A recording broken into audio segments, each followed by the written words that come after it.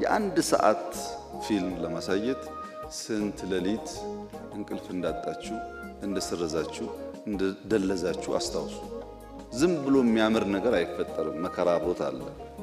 ያንን መከራ ለመቀበል ዝግጁ ከሆነን፣ ያንን ችግር ለመቀበል ዝግጁ ከሆነን ምንም ጥርጥር የለውም ይቀየራል። እኔ ብልጽግናን አይተው ከሚቋደሱት ከሚኖሩበት ሰዎች መካከል ላልሆን ይችላል። ነገር ግን ምንም ጥርጥር የለውም የብልጽግናን ፋውንዴሽን ጥለው ከሚያልፉ ሰዎች ግን አንዱ ነኝ። ምንም ጥርጥር የለውም። ኢትዮጵያ በ2100 በዓለም ሰባተኛዋ ኢኮኖሚ ትሆናለች። በዓለም በ2040 በ2050 ብዙዎቻችሁ ስላላችሁ ታዩታላችሁ። ያኔ ሲመጣ ወደንም ጠላንም አርት ያስፈልጋል።